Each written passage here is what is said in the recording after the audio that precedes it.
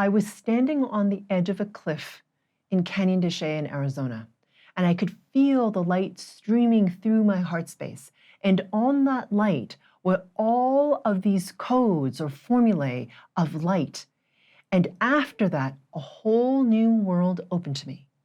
So what are light codes? They sound really cool, but where do they come from? And why are they so important right now? In this episode, we dive into the mystery of the light codes.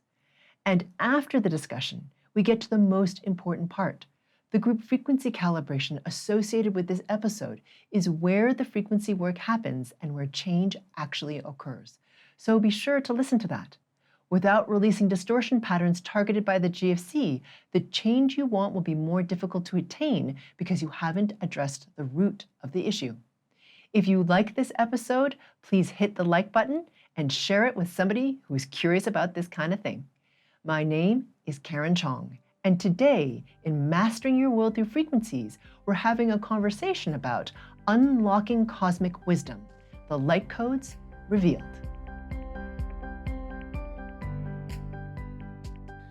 Light codes. Yeah. All right. Well, I mean, this is going to be a favorite topic of mine. Only because in my imagination, I have all these like great novels and books and movies, about magicians and Gandalfs appearing and light codes. I know. Right. But I don't even know if that's what you mean by light codes. So let's start there. Yeah. What do you mean by light codes? And of course, then I'm going to ask you, well, why do we care? Yes. I would want to know the same thing, other than they sound really cool. Yeah. So to answer your first question, what are light codes? So from my perspective and the way I perceive them, and I have been perceiving them for about 10 years now, is that if you've ever seen light, coming through a window, or streaming in on a summer day, or, or like at a sunset or a sunrise, when the light kind of comes, you can feel it, coming down through, you're more aware of it. So to me, I perceive what look like math formulae on the light. And I can see it and I can feel it. So they have a certain resonance. And the light codes to me are not the same thing. So meaning that those formulae, let's call it that, because I don't know what they are. It's not letters that I know. Does that make sense? In my human little mind, I couldn't represent exactly what those things are. Right. But they look like symbology. Let's call it that loosely. They are at different levels of brightness to me, depending on what they are, and they feel different. So meaning they have different resonances to them. So I know that they are not consistently the same. So when I use the word light codes, and my understanding of them right now, at my frequency resonance, before we go to Peru, which is all about seeding the light codes, my understanding now, before having gone there, is that they are different. So there's not just one thing. They exist in a spectrum, meaning that they exist at different levels of vibration. So it's not one static light code. Okay, let me just pause it there for a little bit, because there's a whole pile of questions in there that we're running. So for what we understand, everything's light. Yes. So how are the light codes different? That would be one question. I mean, everything's light. We're all light. We're absolutely emanating light. Yeah. The sun gives us light, So how are the light codes different from what we're already experiencing? Yes. That would be my first question. And then when you say they're different from what? Each other. Each other. Yeah. So they're different from each other from my perspective right now. So meaning the codes aren't all the same.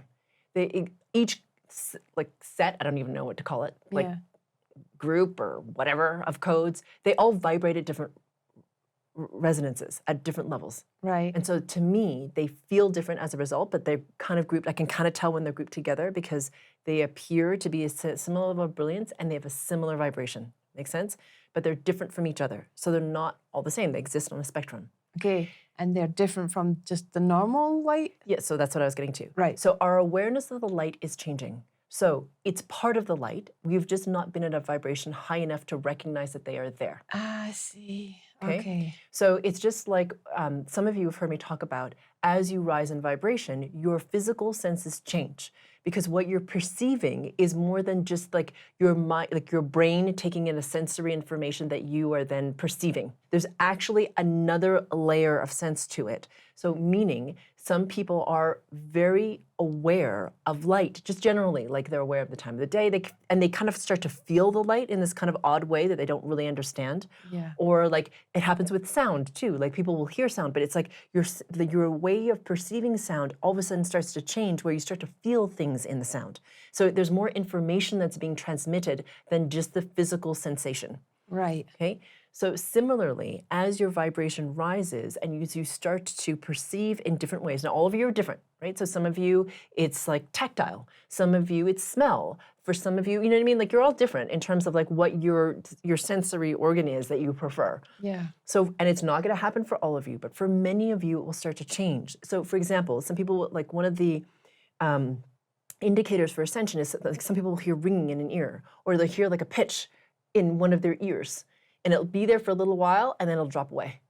That's because they're starting to shift in their own vibration, and what they hear in their ears, it's changing. It's an indication of themselves, their vibration changing, and what they're able to perceive and what they're able to pick up on from external things and from things that aren't, physical. Yeah.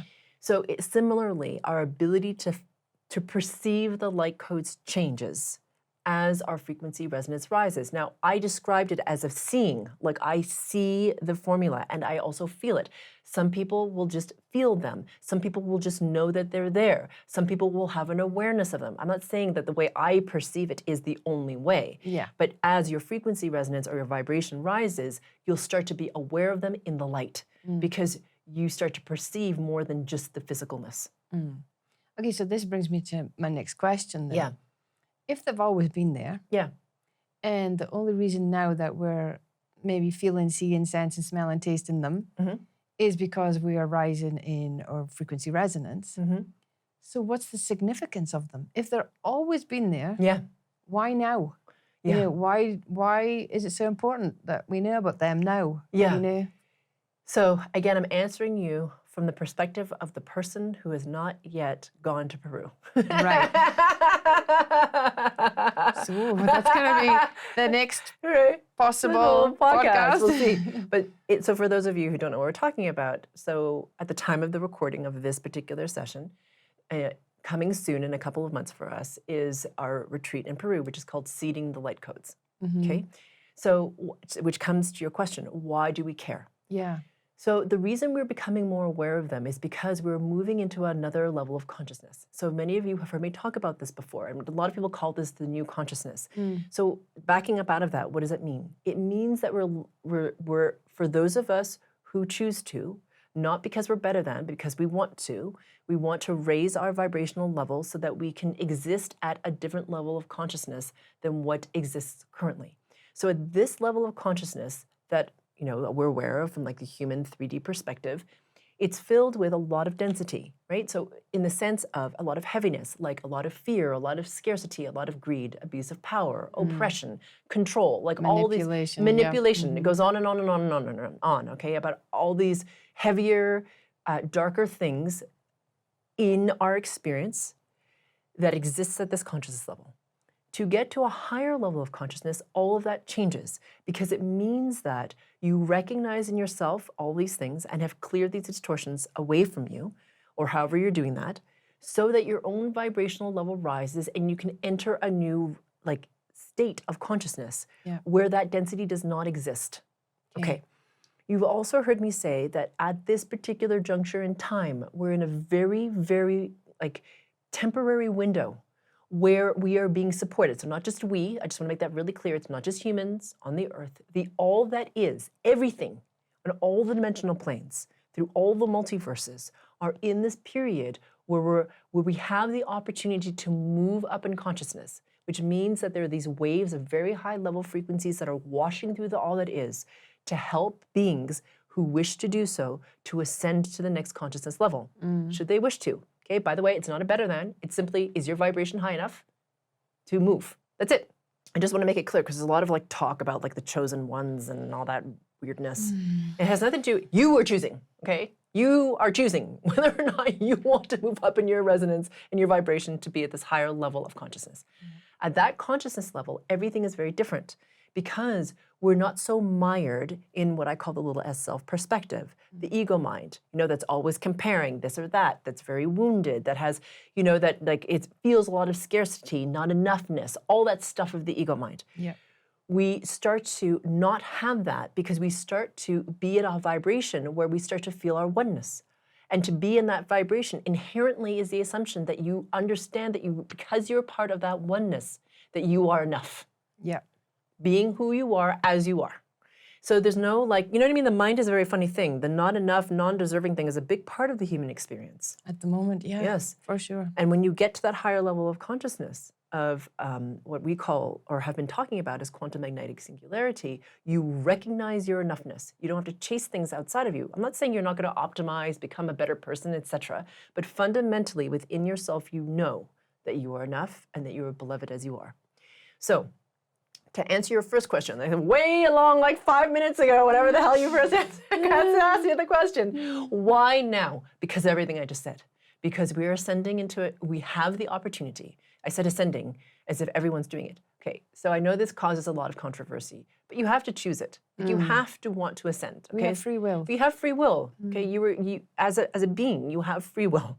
So you have to choose to rise into that level of consciousness. And you are being helped, not just you. Everyone is being helped and given that choice. That's why there's so much polarity, so much extremity, so much all that, so that people can wake up and say to themselves, do I want this anymore? Can I choose something different? Okay, that's the reason for the polarity. Okay, so the light codes are becoming active right now because we are not in the sense of, to us, like you said, they've always been there, but they're becoming active to us in our awareness because we, those who are choosing to move up in vibration, okay, so please know this is not a value statement, it just is. So because your vibration's high enough, you can become aware of them, okay? And they're meant to help at this time, to accelerate us from within. So as you said, we're all light. Everything is light. Everything is light vibrating. Those light codes key into the pattern of light that is us to help us to accelerate, to help us to ascend. Do I know the mechanics of it right now? Not yet, but I know those things are key for the ascension process in the sense that they interplay, because they're moving through you, right? I mean, that is what light is. There's nothing solid. Everything is just vibrating at different rates. So as they activate and seed through you, right, because they're coming through you, just like light passes through you, it activates within us what has been dormant for a long time. It's not like it's not been there. It's just that it's like our awareness activates, like, oh, something's changed. And then it accelerates us in terms of our own vibrational level, our own consciousness level. Okay, just want to come back to that. Okay, so it activates, the light codes activate, but haven't they always been active? Yeah, so it's like the redwood trees. Right. So the redwood trees will drop their seeds to the ground. Yes? So they're in the ground. They're there. It's not like they've not been there. They've always been there. Yeah. But all of a sudden, a fire goes through the forest. And now the seeds activate. It's not that they've not been there. They need a catalyst to start to grow. And so that catalyst is us rising in our frequency resonance. Yes. Your vibrational level is like the fire in the forest, in a redwood forest. It activates the seed. It's the same for us. So it's kind of like the door's always been there, the key's always been there, but you've never bothered putting the key in the lock to unlock it. Yeah, and you never even know the key was there. You're like, oh, look, there's a key. Yeah. Who knew? Look at that. It's been there the whole time and I never saw it. Exactly. Right. Yeah. Okay. So, I mean, can we talk about Peru a little bit? Yeah, let's do that. So, I mean, I know you don't know yet what's going to happen. But, I mean, there is a lot happening in the collective. Yes. And, I mean, you were drawn to Peru, well, not even drawn, you were pulled. Like, you knew for a long time Peru was coming. But now is the time. Yes. Right? Yeah. So, what is it that's in the collective that allows you to understand or know or have that knowing now's the time? You know, is there something happening in the collective that requires this now? I think that's what I'm getting to. Yeah, there is. And I don't pretend to know the intricacies of the ripple effect. Right. So for me personally, and there are people who do, I'm not one of them. So meaning there are people who know like the bigger picture of everything. I don't. So meaning I just know that I'm in response to a calling that's very strong, and I know that the ripple effect is going to happen. Meaning, so what do I mean by the ripple effect? So to answer your question, there are those who are going to be listening to this who are ready to hear this. I don't dictate who they are, right? Yeah. You guys are watching this whenever you watch it. It resonates with you or it doesn't, right? I don't control that. Yeah. It's within you. Okay. We have not been called to Peru to do this before because there are not enough, it wasn't time yet. So it's funny, when I knew that something was changing within me, like backing up into my own personal journey, I knew something was coming that was going to change, but I didn't have any idea what it was. Like I didn't know that I'd have these unique abilities. I didn't know anything. I just could sense that something was coming, but I didn't know when it was going to happen and what it was going to look like. And my husband, Chris, would say to me, you might feel like you're ready, Karen, but everything else isn't ready. It's not just about you. Yeah. It's about everything. So it's the same. So I just know that I'm in response to the calling to go to Peru. Do I know exactly what's going to happen? No. Do I know what the ripple effect is going to be exactly? No. But I do know that the timing of it is perfect, meaning that there is something in the collective, I'm going back to your question, that is ready at that time for the ripple effect to happen, for enough beings to have that ripple effect come into them and accelerate them in a certain way. And I don't know what that's going to look like, but I'm just in response to that knowingness that like, it's now. It's now that it's time. Okay. Yeah. Okay. So, I mean, I guess the take home from all this is that these light codes are already here. Yes. We just need to raise our frequency resonance. It's always the bog standard answer. Yes. Right? Yeah, it's always about your vibrational level. It's always about that. Yeah. It's about us choosing to take that Yeah. responsibility. Yep. And that somehow, because of what's happening in the collective consciousness, Yep. and the whole manifestations of that, how it happens at a 3D level, we can see and sense this crunchy, chaotic movement Yes. at the moment. Exactly. And it's what we've been talking about for a while, like the polarization, right? And the polarization isn't happening just around us. The extremity of the weather isn't just something we watch. It's something we're internally experiencing. It doesn't feel particularly good. It can feel like agitating. And there are a lot of people who are distracting and numbing out and doing kinds of things because it doesn't feel very good right now. Yeah. And that is there because you're sensing that in you, that agitation of like, just think about metamorphosis, right? That very well-known metaphor of the caterpillar going into the cocoon and then busting out as the butterfly. Yeah. So as the caterpillar goes to the cocoon, it's not super comfortable. You know what I mean? It's like trying to get out. It's kind of a butterfly. It's got all this crap around it. It's too tight, and then it busts out, right? And it has to get through the point where it can like bust out of the cocoon. It's kind of like that. So in the awakening process, it's the same. And so we are getting to the point that I've talked about this before, where the shift in the consciousness is happening, meaning that certain people are starting to entrain to that new consciousness resonance already, and they're living a life that's very different from the collective, which is one of agitation and fear and frustration and not enough, and oh my God, what's happening? You know, there's a lot of fear right now in the collective. I'm not belittling, it's very real. And that's the experience of many people.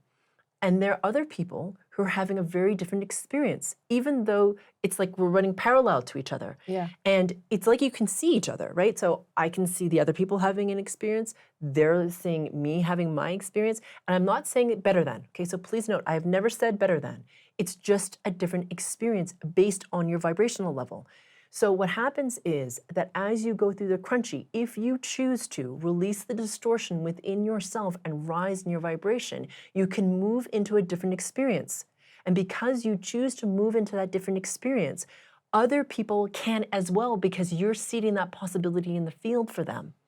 Right, so that's what you mean by seeding the light codes. Yes. Because that was going to be my last question. Yeah. What do you mean by seeding the light codes? Because they already exist. Exactly. Right, so but what did you mean by that? Exactly. Right. So just like the forest fire that germinates those redwood seeds, our vibrational level causes the light codes to become alive in us. Right.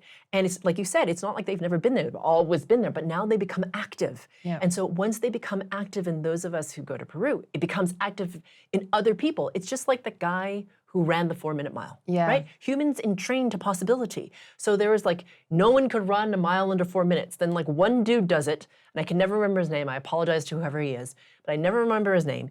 He breaks the 4-minute mile. All of a sudden, all these humans can run a mile under 4 minutes. And now they're running marathons in less than 2 hours. How is that possible? The possibility didn't exist until one person did it. And once that one person did it, oh my God, all of a sudden more and more people could do it. It's the same with the light codes. When this possibility is seated in the field for that to happen, for the light codes to become active, to be seated, it ripples into the oneness. We are connected. We are one.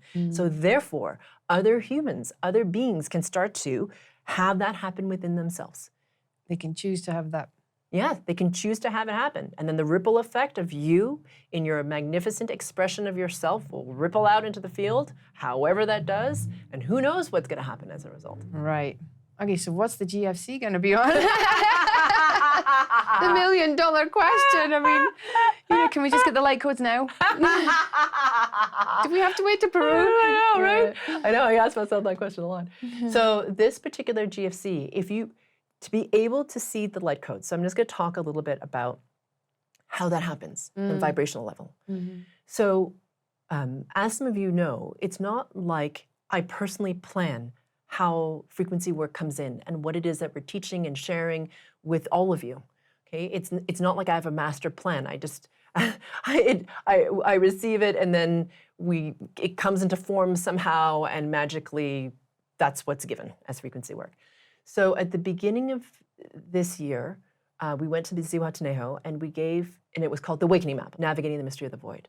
And that was really important because we taught a skill set there that was critical, which was being able to turn away from the dominance of the mind, to move the seat of your consciousness from your mind to your heart space, which sounds like a really easy peasy thing to do, but it's like freaking hard because we're so dominated by our minds, our thoughts, what we think is right, what we should happen, what we expect, our assumptions, our stories, we're very attached to it. Our social media is all about it. We love our minds, right? We're very addicted to them. So that was a really pivotal retreat because in order to really access and navigate the mystery of the void, you need to be in the heart space. And the void is such a tremendously important space if you want to have more possibility and be able to manifest at a deeper and faster level, all that stuff, like all the magic of the void is extraordinary because it's a place of absolute dissolution, absolute potential.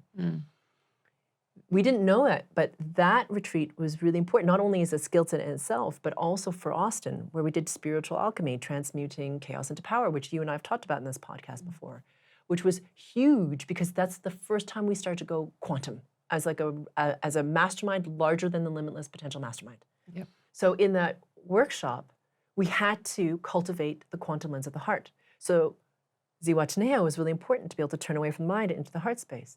In Austin, in the spiritual alchemy, we activated the quantum lens of the heart. We started to go quantum.